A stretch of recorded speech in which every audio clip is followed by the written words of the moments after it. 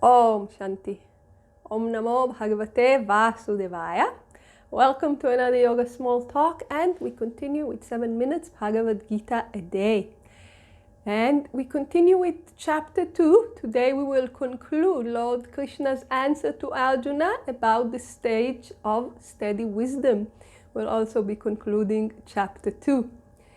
And we reached verse 70. He attains peace into whom all desires enter as waters enter the ocean, which, filled from all sides, remains unmoved, but not the man who is full of desires. 71. That man attains peace who, abandoning all desires, moves about without longing, without the sense of mine, and without egoism. This is the Brahmic seat. 72. This is the Brahmic seat, eternal state, O son of Pritha. Attaining to this, none is deluded, being established therein.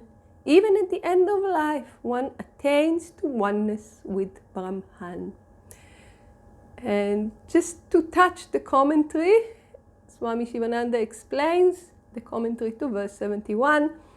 That man who lives destitute of longing, abandoning all desires without the sense of I and mine, who is satisfied with the bare necessities of life, who does not care even for those necessities of life, who has no attachment even to for the bare necessities of life, attains moksha or eternal peace. And Swami Shivananda tells us the cross-reference to this is Chapter 2, verse 55, this man has no desires. So first, why the repetition? Because we didn't get it. And Lord Krishna will repeat again and again and again and again and again from compassion to hammer it in so that it will settle in us more and more and more.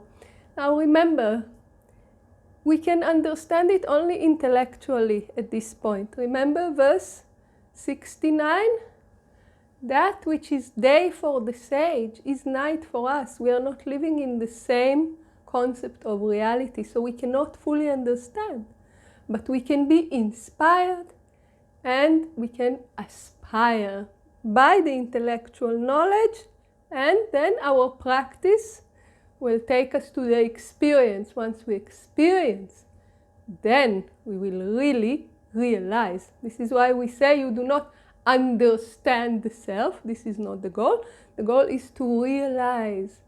It's experiential knowledge. And here there might come a question, and many people are having difficulty with this. That man who lives destitute of longing, so no desires, abandoning all desires, without the sense of I. The I doesn't exist without the sense of mind. The mind doesn't exist. And not even attachment to the bare necessities. So many people ask, so what is left? This is like the description of a perfect zombie. I don't care about anything. Nothing exists for me. I don't even exist for me. Either a person who is suffering from severe depression, or a person who is a complete zombie. So why are we being taught that? And the answer is very clear. He who is established in the truth can do this. If we try to do this from where we are, yes, we will get this lifestyle of a very depressed person. We will be completely unproductive. We will be useless for ourselves and others. So this is not the message. The message is, this is the life of a sage. But why? Because the sage did not just detach. Swami Shivananda said his final words, detach, attach. Leave the world, hang on to God. So only where there is this consciousness of God that fills us, we are able to let go of our desires and of the self of I-ness and mine-ness in a constructive manner, actually they'll drop on their own because they will not be needed anymore.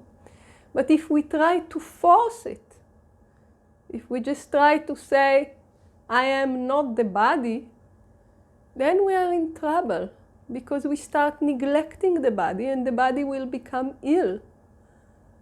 And not only we will not be helpful, we will be a burden to ourselves and others. We start neglecting our day-to-day duties. Not good. This is why Lord Krishna is telling Arjuna, for you, Arjuna, karma yoga. Walk your way through action. Skill in action. Action that is done in a way that purifies the mind. And this will be taught again and again and again in the next chapters, how to do it. And through this action, while you're working with your attachments, with your sense of egoism, you will purify and you will reach. Yeah? But if you try to leave it too soon, you will become lethargic. So you can only let go of those things. And again, this will come in different variations. You can only let go of those things when God is within you. And when can you start? As soon as possible. But even if you reach this at the end of your life, at the very last moment, it's good enough. Because once you reached, you're there. Once you reach, you don't need to go any further.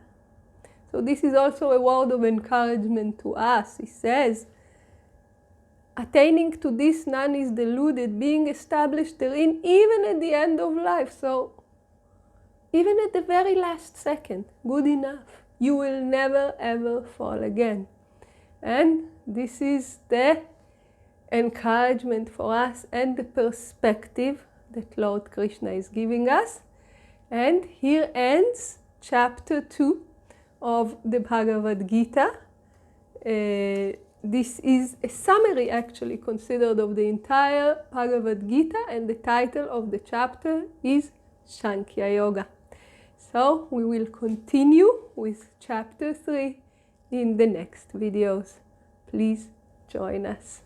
Om Shanti.